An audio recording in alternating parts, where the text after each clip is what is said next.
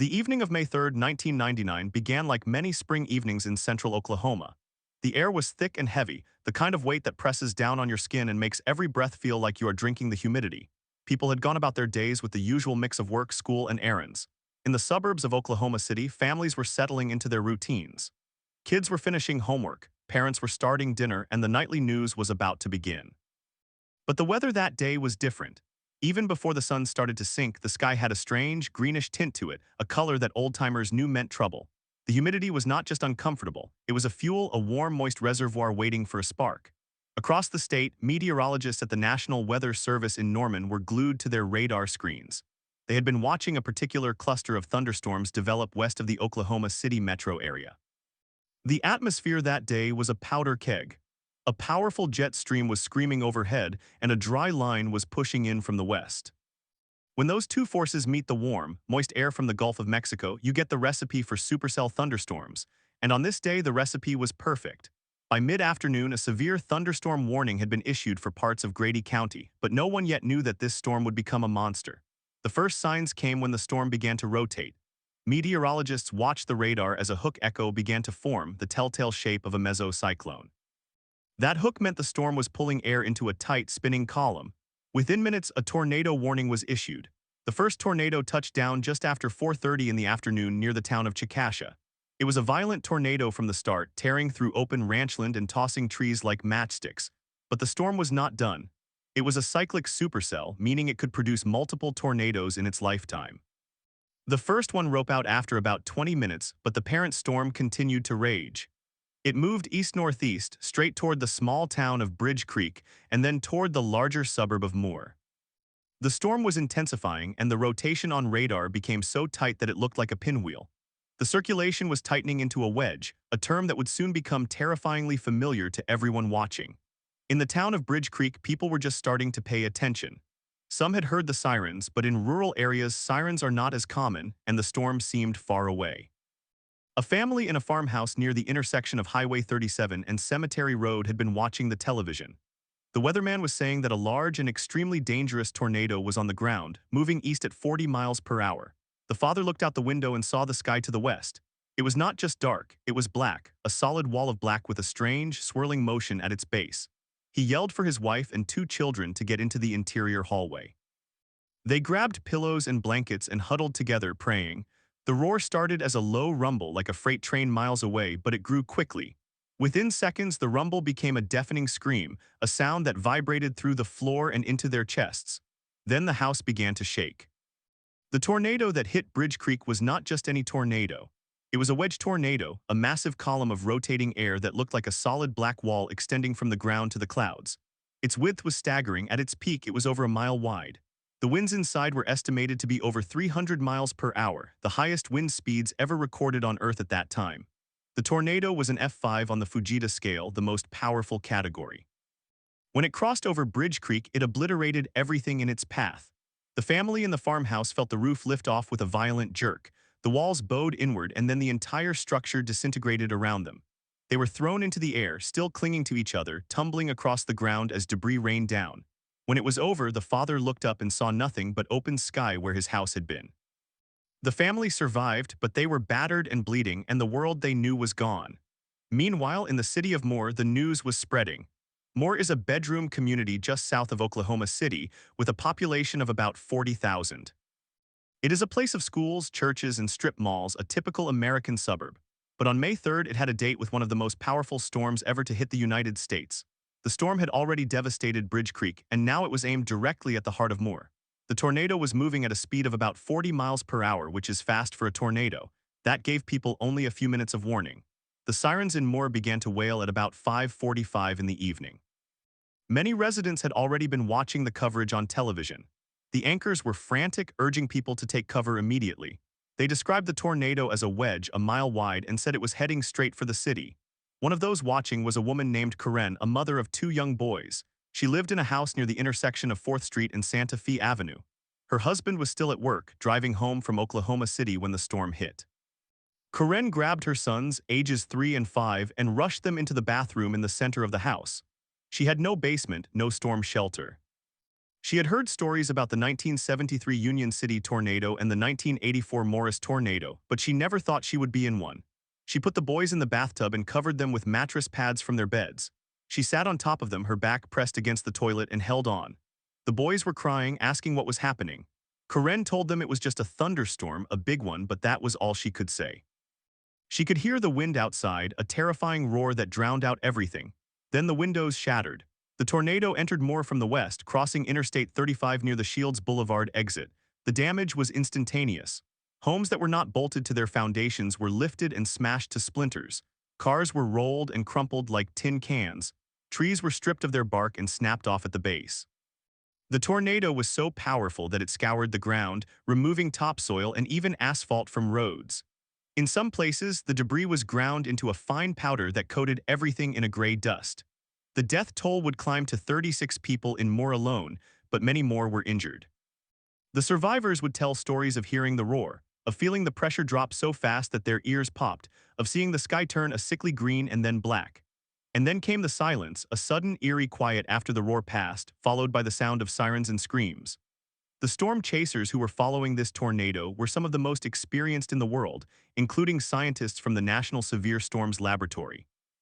They had deployed mobile radar units and were capturing data that would rewrite the textbooks. One chaser, a veteran named Mike, was driving on Interstate 44 when he saw the tornado crossing the highway ahead of him. He described it as a monster, a massive rotating cylinder that seemed to consume the entire horizon. The radar showed a debris ball, a dense cluster of debris being lifted into the air, which signaled the tornado was at its peak intensity. The chasers were both terrified and amazed. They had never seen anything like it. The tornado was so large and so powerful that it generated its own lightning. The constant flashes illuminated the funnel, making it look like a living thing, a serpent of fire and wind. Inside the Moore Medical Center, which was in the direct path of the tornado, staff had their own battle. The hospital had a reinforced structure, but that did not stop the windows from blowing out.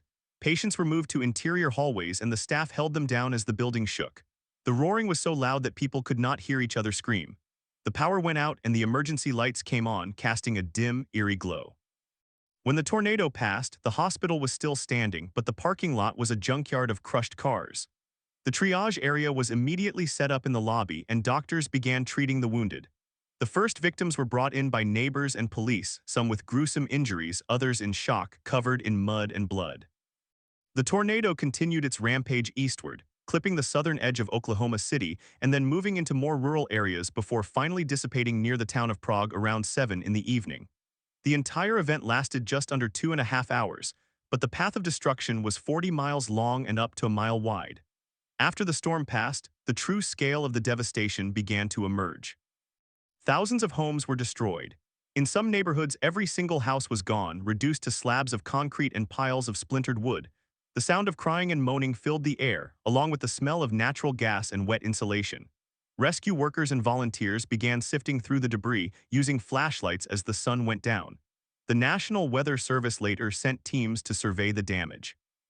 They found cars wrapped around trees, a refrigerator embedded in a second-story wall, and a school that had been completely leveled. In one of the most dramatic examples of the tornado's power, a construction worker's pickup truck was thrown nearly a quarter mile and landed in a tree. The truck was a mangled mess, but the worker survived because he had taken shelter in a ditch. The surveys would confirm that the tornado had winds of at least 300 miles per hour, making it the strongest ever recorded at that time. The F5 rating was given, and the tornado was named the Bridge Creek Moore Tornado of 1999. For the people who lived through it, the memory remains vivid. Decades later, the sound of a storm siren can still bring back the terror of that evening. The rebuilding took years and it happened. More rebuilt, stronger, and more prepared. The storm led to changes in building codes, requiring safer rooms and better anchors for homes. It also led to an explosion of interest in tornado research. But the story of that day is not just about the statistics or the science. It is about the people who huddled in bathrooms, the mothers who covered their children, the neighbors who dug through debris with their bare hands. It is about the calm before the storm, the green sky, the heavy air, and the way a single moment can change everything. And at the center of it all, the tornado itself, a force of nature that showed us just how small and vulnerable we really are. This is the story of May 3, 1999 in central Oklahoma. This is the story of the Bridge Creek Moore tornado. But for those who were there, the story did not end when the tornado dissipated near Prague. The nightmare continued through the night and into the days that followed as the full scope of the destruction revealed itself. And more rescue workers moved through the rubble, calling out for survivors, listening for voices beneath the debris. The darkness made the work even harder. Power was out across the entire region and the only light came from car headlights and flashlights. The air was thick with dust and the smell of ruptured gas lines, and every few minutes there was a new explosion somewhere in the distance as a gas leak ignited. One of the first rescue scenes was at the Moore Medical Center. The hospital had taken a direct hit, but it was still standing, a testament to its reinforced construction. Inside, doctors and nurses worked by flashlight treating the wounded. The parking lot was a nightmare of twisted metal and shattered glass. Dozens of cars were piled on top of each other, some of them upside down, and the ambulances that tried to reach the hospital had to navigate through a maze of debris. One paramedic later said that the scene looked like a war zone, but worse, because there were no soldiers, only families, only children. The first patients were brought in by neighbors and police officers who had to carry them over broken glass and fallen power lines. Many of the injured were in shock, unable to speak, their eyes wide and vacant. Others were screaming in pain. The staff did what they could, but supplies were limited, and the nearest backup hospital was miles away, its own roads blocked by debris. Meanwhile, in the neighborhoods of Moore, a different kind of battle was being fought. Parents who had survived the storm by huddling in bathtubs and closets now emerged to find their homes gone. They stood in the open air, staring at the slabs where their houses had been, and they did not know where to begin. Some had lost everything, their homes, their cars, their possessions, and in a few terrible cases, their loved ones. The stories of survival were mingled with stories of loss. One family in the Brookwood Addition, a neighborhood of modest homes near the intersection of Santa Fe Avenue and 19th Street, had taken shelter in their interior hallway. The mother held her infant daughter in her arms while her husband covered them both with his body. When the tornado passed, the husband was gone. The mother and baby were unharmed, but the father had been ripped away, his body later found several blocks away. That kind of tragedy was repeated again and again across the city, yet there were also miraculous stories. A woman named Judy who lived on Southwest 14th Street had no basement and no storm shelter. She grabbed her two children, ages 7 and 9, and pulled them into the hallway. As the tornado bore down, the roof was torn off and the walls collapsed around them. Judy covered the children with her body and felt the debris pounding against her back. When it was over, she was pinned under a beam, but the children were free. Neighbors heard the kids screaming and dug them out, then went back for Judy. She survived with a broken back and a fractured skull, but she lived and her children were untouched. The neighbors who rescued them had lost their own homes, but they kept digging until every voice was found. In the chaos of that night, ordinary people became heroes. A man named Tom, a retired firefighter, had been driving home from work when the tornado crossed the highway in front of him. He pulled over and watched the funnel pass, then immediately began driving toward the worst damage. He spent the next 12 hours pulling people out of collapsed buildings, using only his bare hands and a crowbar from his truck. He did not stop until dawn, when the sun revealed a landscape so devastated that he later said it looked like a bomb had gone off. The National Guard arrived in the early morning hours, but the first responders were the survivors themselves, the neighbors, the friends, the strangers who rushed in without hesitation. By the time the sun rose on May 4th, the weather had cleared and the sky was a brilliant blue, a stark contrast to the horror below. The images that emerged from Moore that morning were broadcast around the world. Aerial footage showed mile after mile of destruction, a swath of brown and gray carved through the green suburbs. The debris field was so vast that it could be seen from satellites. Roofs were scattered across fields, personal belongings were found 50 miles away, and thousands of vehicles were destroyed. In one of the most striking photographs, a school bus lay on its side, wrapped around a telephone pole, its interior gutted. The school that owned the bus, Westmore Elementary, was itself heavily damaged, its roof gone, its classrooms exposed to the sky. The search for survivors continued through the day. Cadaver dogs were brought in from as far away as Texas. Rescue crews used listening devices to detect any sounds of life beneath the rubble. In a few cases, people were found alive, trapped in air pockets or in bathtubs that had been buried under debris. One man was pulled from the ruins of his home more than 12 hours after the tornado, suffering from dehydration but otherwise unharmed. He had been pinned under a refrigerator which had somehow shielded him from the worst of the debris. Another survivor, a teenager named Derek, had been in his parents' garage when the tornado struck. The garage collapsed and he was trapped under a workbench. He could hear his mother calling for him, but the debris was too heavy to move. It took firefighters 4 hours to cut through the concrete and steel to reach him. He emerged with only minor cuts and bruises. As the sun climbed higher, the full scale of the disaster became clear. The tornado had destroyed more than 3,000 homes and damaged 7,000 more. Over 2,000 apartments and mobile homes were obliterated. The commercial district in Moore was in ruins. A strip mall near the corner of 4th Street and Santa Fe Avenue had been flattened, its steel beams twisted like pretzels. A car dealership on Interstate 35 had lost nearly its entire inventory, with dozens of cars tossed into a nearby pond. The local high school, Moore High School, had its roof torn off and its gymnasium collapsed. The school had been empty at the time because it was a Monday evening, but if the tornado had struck during the day, the death toll would have been unimaginable. The meteorologists and storm chasers who had tracked the tornado in real time were now analyzing the data. The radar readings from the mobile Doppler units showed wind speeds that were off the charts. The highest recorded wind speed was 301 miles per hour, plus or minus 20 miles per hour, making this tornado the most violent ever measured on Earth. The damage survey teams rated it an F5, the highest on the Fujita scale. They found examples of extreme damage that would become textbook cases. A 20-ton freight container was carried half a mile and dropped into a field. A 2x4 was driven through a concrete block wall. A car was wrapped around a tree trunk so tightly that it had to be cut away with a torch.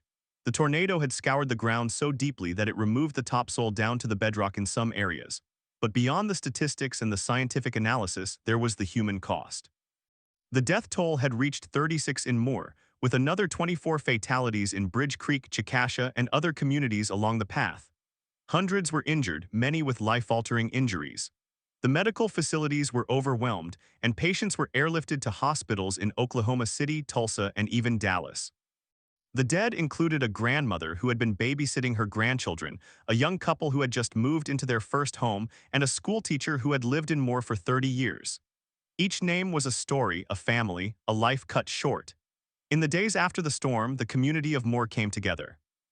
Volunteers from across the state arrived with food, water, and chainsaws. The Red Cross set up shelters in churches and schools. The Federal Emergency Management Agency declared a disaster, and federal aid began to flow. But the most powerful response came from the people themselves. Neighbors who had never met before were now sharing meals and sleeping in each other's basements. Truckloads of donations arrived from as far away as California. The Oklahoma City Thunder, the city's NBA team, donated money and volunteered at cleanup sites. The state's governor, Frank Keating, toured the damage and promised that Moore would rebuild. And rebuild it did. Over the next decade, Moore experienced a remarkable recovery. New homes were built with stricter building codes requiring storm shelters and safe rooms.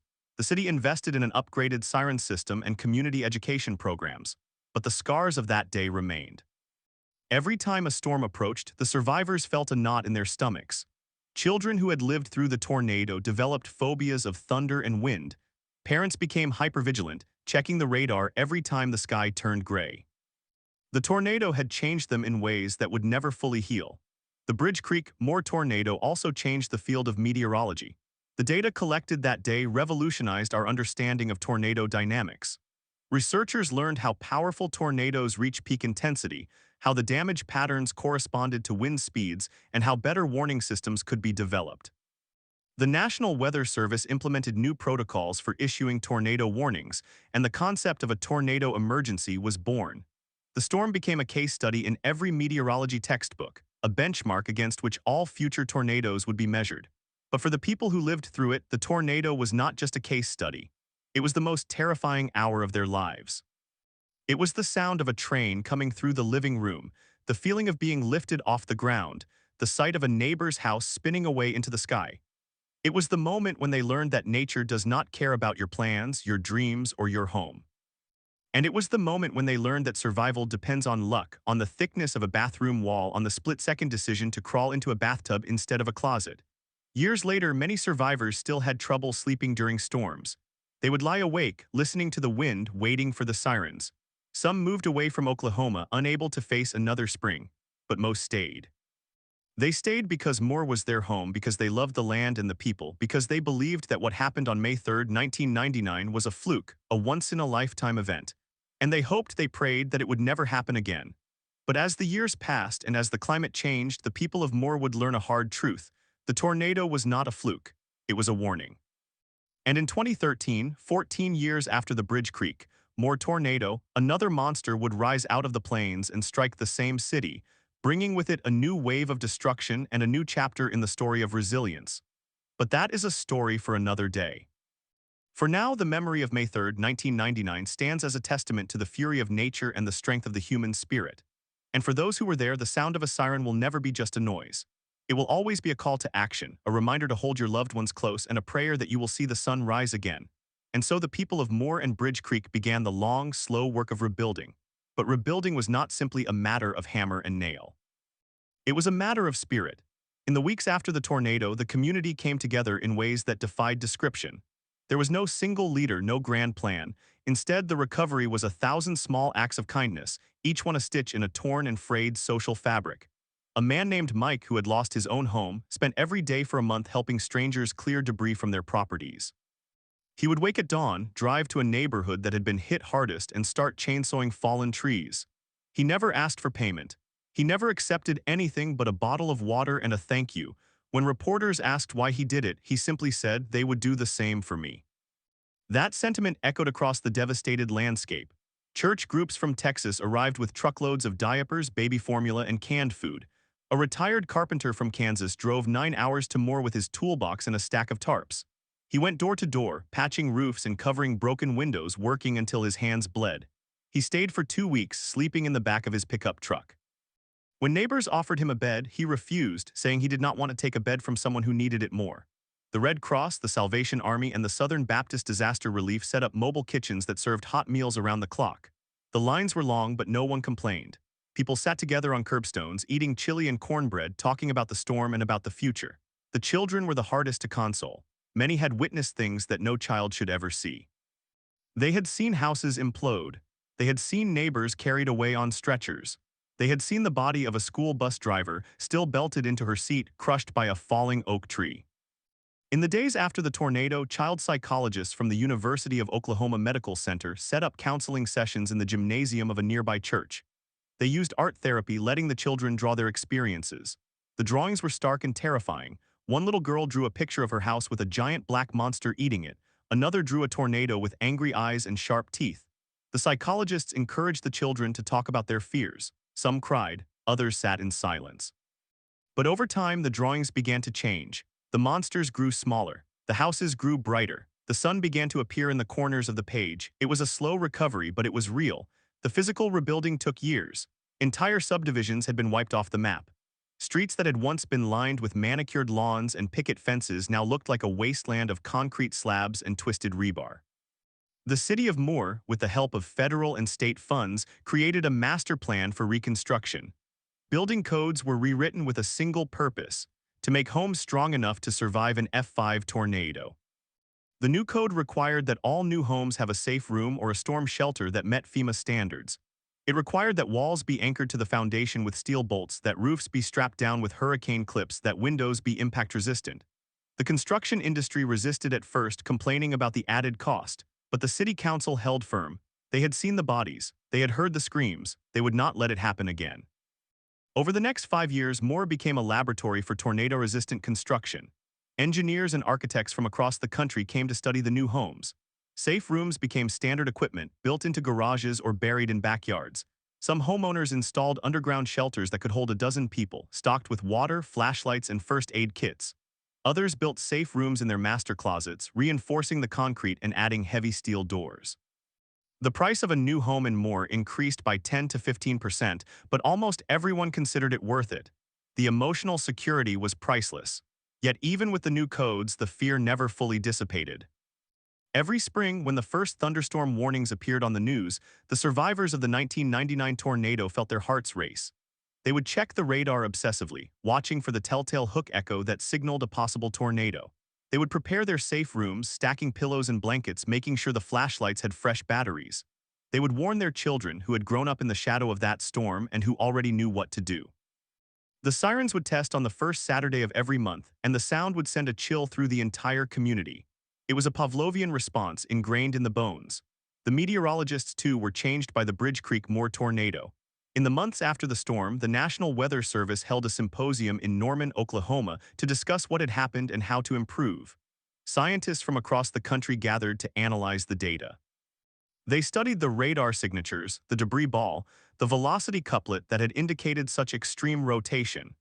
They compared the damage patterns to the wind speeds measured by the mobile Doppler units. They concluded that the existing Fujita scale, which had been developed in 1971, was inadequate to describe the damage they had seen. The scale had only gone up to F5, with winds of 261 to 318 miles per hour. But the Bridge Creek tornado had shown that winds could exceed 300 miles per hour, and that the damage at those speeds was unlike anything previously documented. This led to the development of the enhanced Fujita scale, which was adopted in 20. The new scale was more precise, taking into account different types of construction and the specific damage indicators.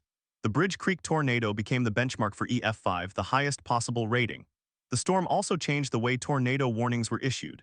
Before 1999, the National Weather Service would issue a warning when a tornado was detected by radar or sighted by a spotter. But the technology was not always fast enough. In the case of the Bridge Creek tornado, the warning had been issued only 16 minutes before the tornado struck Moore. That was considered a good lead time by the standards of the day, but it was not enough. After the storm, the NWS implemented a new system called storm-based warnings, which replaced the old county-based warnings. Instead of warning an entire county, which could be hundreds of square miles, the new system warned only the specific area along the tornado's path. This reduced false alarms and allowed people to take the warnings more seriously. The term tornado emergency was coined to describe a situation where a violent tornado is confirmed and is heading toward a populated area. It was a way to grab attention, to make people understand that this was not a drill. But technology and warning systems could only do so much. The real challenge was human behavior. How could you convince people to take cover when they had become desensitized to sirens and alerts? The answer, the meteorologists realized, was education. After the 1999 tornado, schools in Moore and across Oklahoma began conducting regular tornado drills. Students learned to crouch in the hallways, covering their heads with their hands. They learned to stay away from windows and to avoid gymnasiums and auditoriums with wide-span roofs. Parents were encouraged to buy NOAA weather radios and to keep them on during the night. The message was simple: when the siren sounds, do not wait, do not look outside, do not grab your phone to record the storm, go to your safe room. Now, the education campaign saved lives. In 2013, when another EF5 tornado struck Moore on the same date, May 20th, many of the lessons had been learned. The warning was issued early enough that people had time to take cover. Hundreds of homes were destroyed, 24 people died, but the death toll was far lower than it could have been, given that the tornado was nearly as violent as the one in 1999. The safe rooms worked. The building codes worked. The community's response was faster and more coordinated. It was a testament to how much had changed in 14 years. But for those who lived through both storms, the 2013 tornado was a cruel reminder that nature does not forget. Many of the same neighborhoods were hit again. Some families lost their homes for the second time. The same church that had served as a shelter in 1999 was once again a shelter. The same volunteers returned, older now, but just as determined. The scars of 1999 had never fully healed, and now they were torn open again. A woman named Linda, who had lost her husband in the 1999 tornado, watched from her safe room as the 2013 tornado destroyed the house she had rebuilt. She emerged to find nothing but a slab and a pile of rubble. She sat down on the curb and wept. A neighbor came over and put an arm around her. It was Mike, the same man who had spent a month chainsawing trees in 1999. He had moved away, but he had come back when he heard the news. He knelt beside her and said, "We will rebuild again." And they did. The cycle of destruction and recovery in Moore is a story that is still being written. Every spring, the people of that town watch the sky with a mixture of hope and dread. They know that the odds of being hit by another F5 tornado are small, but they also know that odds do not matter when you are standing in the path of a storm. They have learned to be prepared, to be vigilant, to be resilient. They have learned that home is not a building, it is a community. And they have learned that the sound of a siren is not just a warning, it is a call to remember the 36 people who died in Moore on May 3, 1999, to remember the 24 who died elsewhere along the path, to remember the hundreds who were injured and the thousands who lost everything, to remember the bravery of the rescue workers, the generosity of the volunteers, and the strength of the human spirit. And so the story of the Bridge Creek Moore tornado is not just a story of wind and debris. It is a story of people. It is the story of a grandmother who shielded her grandchildren with her own body. It is the story of a firefighter who worked for 36 hours without sleep pulling survivors from the rubble.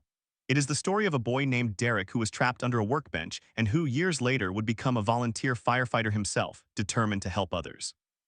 It is the story of a community that refused to be broken.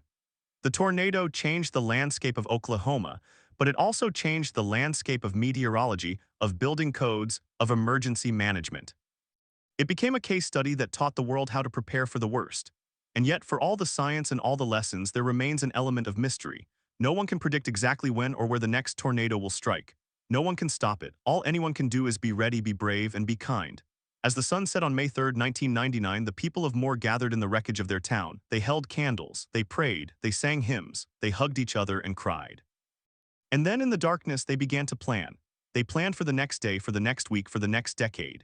They planned for a future that would be shaped by that single hour of terror but not defined by it. They would rebuild their homes, their schools, their churches. They would rebuild their lives, and they would never, ever forget the sound of the wind, the roar of the train, the cry of a siren in the night. For the rest of their lives, the survivors of the Bridge Creek Moore tornado would carry that sound with them. It would wake them from restless sleep. It would make them flinch at a clap of thunder. It would remind them in every spring storm that nature is indifferent, but the human heart is not. And it would remind them that the greatest force on earth is not the wind that tears apart a city, but the love that puts it back together. But the story does not end there.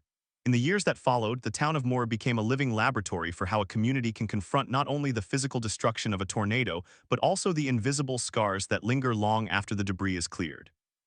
The mental health toll of the 1999 tornado was staggering. In the aftermath, counselors and psychologists descended on the town, but the need far exceeded the resources. Many survivors suffered from post-traumatic stress disorder, anxiety, and depression. They would jump at the sound of a train whistle or a gust of wind. They would lie awake at night, replaying the roar of the tornado in their minds. Children especially were affected. Some refused to go outside if the sky was cloudy. Others would hide in closets at the first rumble of thunder. Parents did not know how to help. They were struggling themselves. It was a young therapist named Rachel who began to notice a pattern. She had been sent by a disaster relief organization to provide counseling in the weeks after the storm. She met with dozens of families, and she saw that the ones who seemed to recover the fastest were those who had a strong sense of community. They were the ones who came together, who talked about their experiences, who let themselves be vulnerable. They were the ones who attended the neighborhood barbecues and the church potlucks, even when they did not feel like socializing. They found comfort in shared grief and shared rebuilding. Rachel realized that the tornado had not only torn apart homes but also had created a new kind of bond among the survivors. They had become a family of strangers, united by trauma. Rachel went on to write a book about the psychology of disaster recovery, using Moore as her case study. She argued that the best way to heal was not to forget but to remember together. She advocated for memorial events, for anniversary gatherings, for the creation of a community center where people could come and talk. The result was the Moore Community Center, built on land that had been cleared by the tornado. It featured a memorial wall with the names of the 36 who had died. It had a room for support groups and a calendar full of activities designed to bring people together. The center became a symbol of resilience, a place where the past was honored and the future was built. Meanwhile, the scientific community continued to study the Bridge Creek tornado. Meteorologists from around the world came to Oklahoma to examine the data. They wanted to understand how the tornado had achieved such extreme intensity. They analyzed the Doppler radar images, the mesocyclone structure, the interaction with the dry line. They discovered that the tornado had been fed by a combination of atmospheric ingredients that rarely came together so perfectly. It was a supercell thunderstorm that had developed in an environment of extreme instability, high wind shear, and abundant moisture. The storm had produced a series of tornadoes throughout the afternoon, but the Bridge Creek one was the monster. The research led to a deeper understanding of how tornadoes form and how they intensify. Scientists at the National Severe Storms Laboratory in Norman, Oklahoma, used the data to create computer models that could simulate tornado genesis. They developed new algorithms for detecting rotation in storms earlier and more accurately. They also learned that the structure of the storm itself was different from what they had assumed. The tornado had a multiple vortex structure, with smaller subvortices rotating around the main funnel. These subvortices were the ones that caused the most extreme damage, grinding up buildings like a giant blender. The damage path was a mosaic of debris, with some houses completely pulverized while others just a few feet away were only partially damaged. The knowledge gained from Bridge Creek was applied in the development of the Warn-On forecast system, a project that aimed to provide warning lead times of up to an hour. The idea was to use high-resolution computer models to predict when and where a tornado would form, rather than waiting for it to appear on radar. The system was still in its infancy in the early 2000s, but the Bridge Creek data gave researchers a benchmark to test their models. By 2020, Warnon forecast was operational, and it had already saved lives. The average lead time for tornado warnings in the United States had increased from about 13 minutes in 1999 to more than 20 minutes by the 2010s. In some cases, warnings were issued 30 to 40 minutes before a tornado struck. That extra time was crucial. It allowed people to get to safe rooms, to move to interior rooms, to put on helmets. It allowed schools to move children into hallways. It allowed families to huddle together in basements. But the science of tornadoes was not only about prediction, it was also about detection. In the years after 1999, the National Weather Service upgraded its radar network to dual polarization technology. This new radar could distinguish between rain, hail, and debris. It could see the debris ball that indicated a tornado on the ground. It could measure the size of the hail and the intensity of the rainfall. The upgrades were expensive, but after Bridge Creek, Congress allocated more funding for weather research and technology. The result was a system that could detect tornadoes with greater confidence and fewer false alarms. The public began to trust the warnings more, and the number of fatalities from tornadoes gradually declined, even as the number of tornadoes remained steady. Meanwhile, in Moore, the rebuilding continued year after year. The town adopted new building codes that required all new homes to have safe rooms or storm shelters. The codes were controversial at first. Builders argued that they would increase costs and slow construction. But the community voted to approve them, driven by the memory of 1999. The cost of adding a safe room was about $3,000, a small price compared to the cost of losing a life. By 2013, when the next EF5 tornado hit, more than half of the homes in Moore had safe rooms. And those safe rooms did exactly what they were supposed to do. Not a single person who sheltered in a safe room died in the 2013 tornado. The 2013 tornado was itself a reminder that nature does not forgive. It struck on May 20th, the same date as the infamous May 20th, 2013, but it was also almost exactly 14 years after the May 3rd, 1999 tornado. The symmetry was cruel. The tornado formed near the same area, tracked a similar path, and reached the same extreme intensity. It was rated EF5 with winds estimated at over 200 miles per hour. It destroyed the same neighborhoods, the same schools, the same churches. One of the most heartbreaking images from that day was the destruction of Plaza Towers Elementary School, where 7 children died. The school had been built after 1999, but it did not have a safe room. The parents had argued for one, but the funding had not been approved. After the 2013 tornado, the school district promised that every new school would have a safe room, and they kept that promise. The children who died at Plaza Towers were remembered in a memorial garden planted near the school. Each child had a tree and a bench inscribed with their name. The garden became a place of pilgrimage for families and for visitors. People would come from across the country to pay their respects. Some would leave flowers and stuffed animals. Others would just sit in silence. The garden was a small space of peace in a town that had seen so much violence from the sky. But the violence was not limited to Moore. The 1999 tornado outbreak had produced tornadoes across Oklahoma and Kansas, and the impacts were felt in communities that were not in the national spotlight. In the town of Mulhall, Oklahoma, an F4 tornado had destroyed the historic downtown. In Wichita, Kansas, a tornado had ravaged a mobile home park. In the days after the outbreak, volunteers from across the region came to help. They brought food and water, chainsaws and shovels, blankets and tents. They set up field hospitals and temporary shelters. They worked without pay and without complaint. The outpouring of generosity was overwhelming. One of the most remarkable stories of volunteerism came from a group of Mennonites from central Kansas.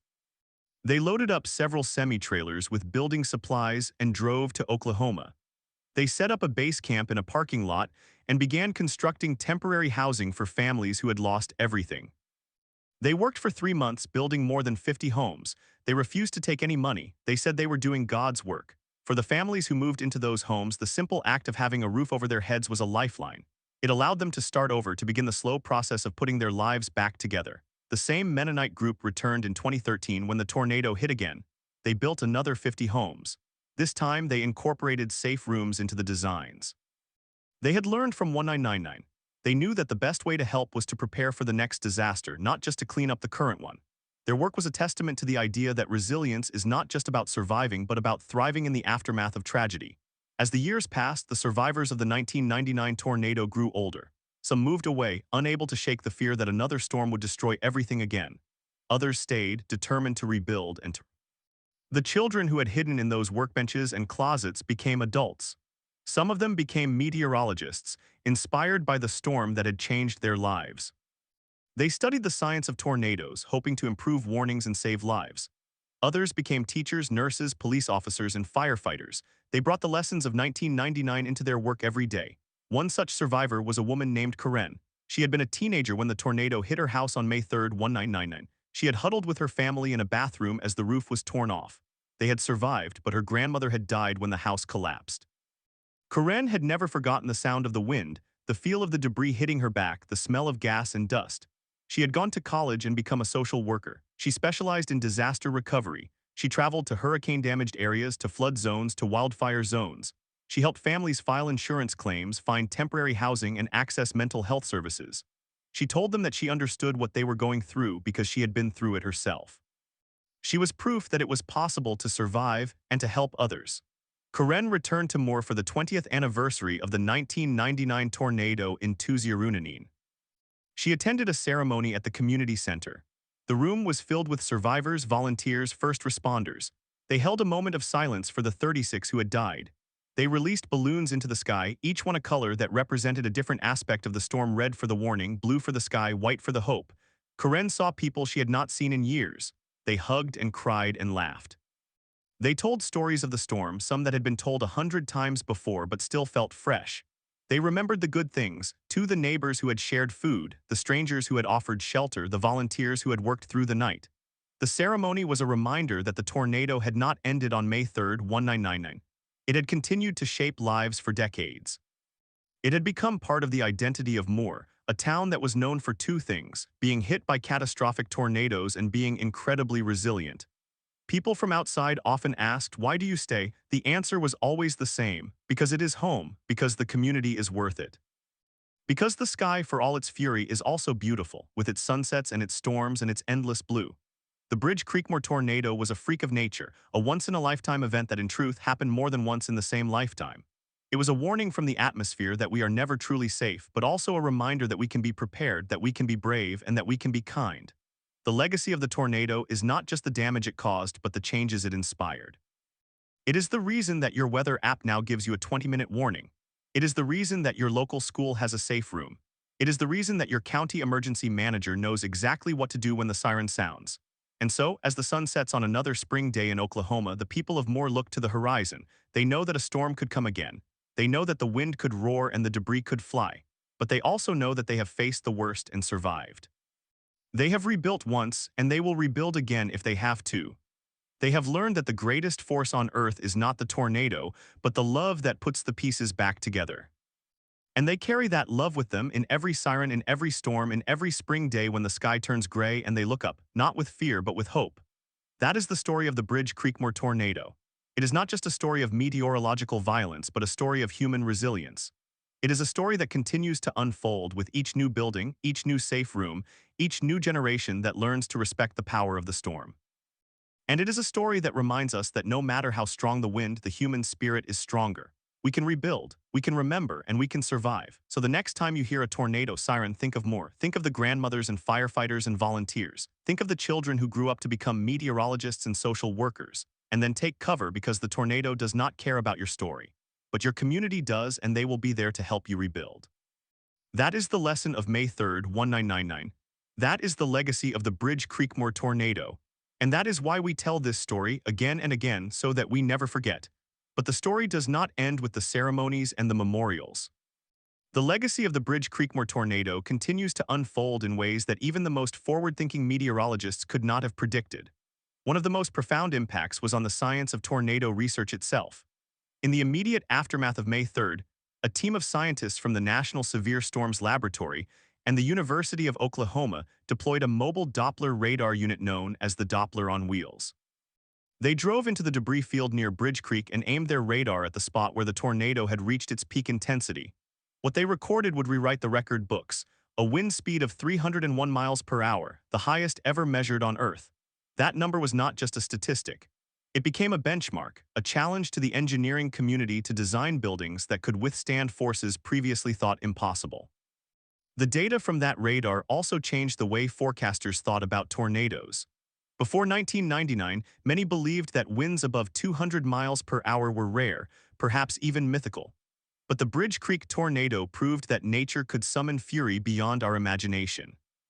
It forced a rethinking of the enhanced Fujita scale, which was officially adopted in 2007. The scale added higher wind speed ranges for EF4 and EF5 tornadoes, better reflecting what the atmosphere is capable of. It also led to new research into how tornadoes form and intensify.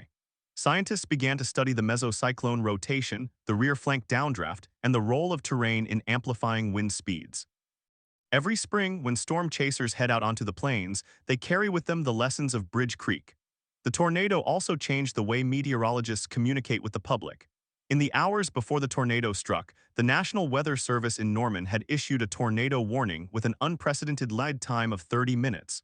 But many people still did not take shelter because they did not understand the urgency. After the storm, meteorologists worked to develop better warning systems, including the use of storm-based warnings that pinpointed the exact path of the tornado. They also began collaborating with local television stations to provide continuous live coverage during severe weather. The phrase, "take cover now," became a staple of broadcasts. The voice of Gary England, the legendary chief meteorologist at KWTV, became synonymous with survival. He had been on the air for hours on May 3rd, guiding viewers to safety. After that day, his warnings were heeded with a reverence that bordered on sacred. In the years that followed, the town of Moore became a proving ground for tornado safety. Architects and engineers from across the country visited to study the damage. They analyzed why some buildings remained standing while others were reduced to slabs. They found that the key was not just the strength of the walls, but the connection between the roof and the foundation. Many homes had been built with simple toenails holding the roof trusses to the walls. The tornado simply lifted the roof off, and then the walls collapsed outward. In response, building codes in Moore and surrounding areas were strengthened. New homes were required to have hurricane straps or clips that anchored the roof to the walls. They also had to have reinforced garage doors, which were often the weakest point in a house. The cost of these upgrades was modest, but the lives saved would be immeasurable. One family that benefited from these changes was the Harrisons. They had moved to Moore in 2005 after the building codes were updated. They built a house with a safe room in the garage. On May 20, 2013, when another EF5 tornado cut through Moore, the Harrisons huddled in that safe room as their house was destroyed around them. They emerged to find nothing but rubble, but they were unharmed. Mr. Harrison later told reporters that the safe room had cost them $5,000. He said it was the best money he ever spent. That story, repeated across the community, became a powerful argument for the widespread adoption of safe rooms. By 2020, thousands of homes in Oklahoma had them. Federal programs offered grants to help low-income families install safe rooms. The goal was to make them as common as smoke detectors. But the legacy of the 1999 tornado was not only about concrete and steel. It was also about the human heart. The survivors who had lost everything learned that material possessions could be replaced, but relationships could not. Many of them became advocates for mental health services in the aftermath of disasters. They spoke at conferences and wrote articles about the importance of addressing post-traumatic stress. They pushed for schools to have counselors available after a tornado, and for communities to create support groups that met regularly, not just in the immediate aftermath, but for years afterward. The invisible wounds of the storm were as serious as the physical ones, and the survivors insisted that they be treated with the same urgency. One such advocate was a man named Robert. He had been a volunteer firefighter on May 3, 1999. He had pulled bodies from the rubble, including that of a young girl who was still clutching a teddy bear. He had never been able to forget that image. For years, he suffered from nightmares and anxiety. He lost his job, his marriage fell apart. Finally, he sought help from a therapist who specialized in trauma. Through therapy and medication, he slowly rebuilt his life. He then started a nonprofit organization that provided free counseling to first responders who had been affected by disasters. His organization trained therapists in the unique challenges of disaster-related trauma. He spoke at fire departments and police stations across the country. He told them that it was okay to ask for help, that strength was not about suppressing emotion but about confronting it. Robert's story was just one of many. The 1999 tornado created a network of survivors who supported each other through the darkest of times. They organized annual reunions not to dwell on the tragedy but to celebrate the resilience. They shared photos and memories. They watched videos of the storm and marveled at how far they had come. They raised their children to know the story, to respect the sky, and to help their neighbors. And when the 2013 tornado struck, they were ready. The same communities that had been devastated in 1999 responded with a speed and efficiency that amazed the nation. Shelters were set up within hours. Search and rescue teams were deployed immediately. Donations poured in from across the country. The lessons of 1999 had been learned, and the response was far more effective. In the end, the Bridge Creekmore tornado taught us that disaster is not a single event. It is a process that unfolds over years, decades, even generations. It is a scar on the landscape and on the soul, but it is also a crucible that forges strength. The people of Moore did not simply survive the tornado. They transformed their town into a model of preparedness and compassion. They proved that while we cannot control the weather, we can control our response to it. We can build stronger, love harder, and help more. And we can tell the story again and again so that every generation knows what it means to face the fury of the sky and to rise from the rubble with hope in their hearts. So the next time you see the sky turn a sickly green or hear the distant rumble of thunder, remember the children hiding under workbenches, the grandmother clutching her rosary, the firefighters digging through debris, the Mennonites building homes, the meteorologists tracking the storm, and the survivors who chose to stay and rebuild. Remember that the tornado does not define a community. The community defines itself.